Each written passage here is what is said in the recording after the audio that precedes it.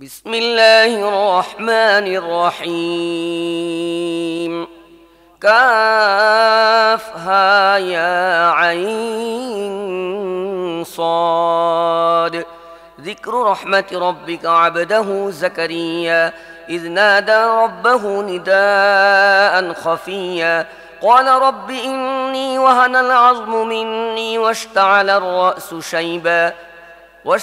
الرأس شيبا ولم أكن بدعائك رب شقيا وإني خفت الموالي من ورائي وكانت امرأتي عاقرا فهب لي من لدنك وليا يرثني ويرث من آل يعقوب واجعله رب رضيا يا زكريا إنا نبشرك بغلام اسمه يحيى لم نجعل له من قبل سميا বিসমিল্লাহির রহমানির রহিম। কাফ হা ইয়া আইন সাদ। এটি তোমার রবের অনুগ্রহের বিবরণ, যা তিনি তার বান্দা জাকারিয়ার প্রতি করেছিলেন যখন সে চুপি চুপি নিজের রবকে ডাকল। সে বলল, হে আমার রব, আমার হাড়গুলো পর্যন্ত নরম হয়ে গেছে, মাথা বার্ধক্যে উজ্জ্বল হয়ে উঠেছে। হে পরবর্তীকার, আমি কখনো তোমার কাছে দোয়া চেয়ে ব্যর্থ হইনি।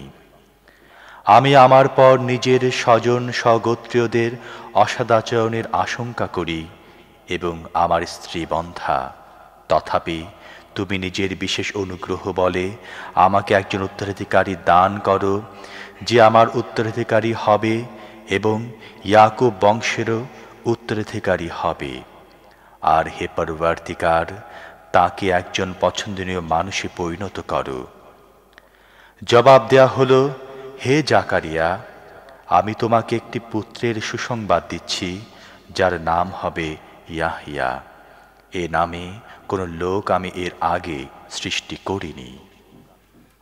قال رب أنا يكون لي غلام وكانت امرأتي عاقرا وقد بلغت من الكبر عتيا قال كذلك قال ربك هو علي هين وقد خلقتك من قبل ولم تك شيئا قال رب اجعل لي آية قال آيتك ألا تكلم الناس 3 ليال سويا فخرج على قومه من المحراب فأوحى إليهم أن سبحوا بكرة وعشيا সে বলল, হে আমার রব, আমার ছেলে হবে কেমন করে যখন আমার স্ত্রী বন্ধা এবং আমি বুড়ো হয়ে শুকিয়ে গেছি? জবাব এলো, এমনটি হবে, তোমার রব বলেন, এ তো আমার জন্য সামান্য ব্যাপার মাত্র। এর আগে আমি তোমাকে সৃষ্টি করেছি যখন তুমি কিছুই ছিলে না। জাকারিয়া বললেন, হে আমার রব, আমার জন্য নিদর্শন স্থির করে দাও। বললেন, তোমার জন্য নিদর্শন হচ্ছে তুমি পরপর 3 দিন লোকদের সাথে কথা বলতে পারবে না। কাজী সে মিহরাব থেকে বের হয়ে নিজের সম্প্রদায়ের সামনে এলো এবং ইশারায় তাদেরকে সকাল সাঁঝে আল্লাহর পবিত্রতা ও মহিমা ঘোষণা করার নির্দেশ দিল।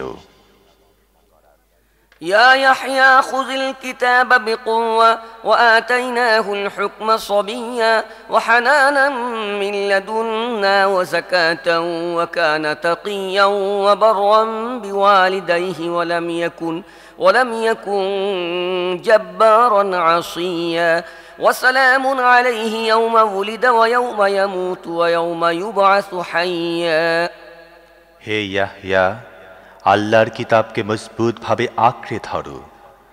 আমি তাকে শৈশবেই হুকুম দান করেছি এবং নিজের পক্ষ থেকে হৃদয়ের কোমলতা ও পবিত্রতা দান করেছি। আর সে ছিল খুবই আল্লাহ ভীরু এবং নিজের পিতামাতার অধিকার সচেতন। সে উদ্ধত ও নাফরমান ছিল না। শান্তি তার প্রতি যেদিন সে জন্ম লাভ করে এবং যেদিন সে মৃত্যুবরণ করে আর যেদিন তাকে জীবিত করে উঠানো হবে।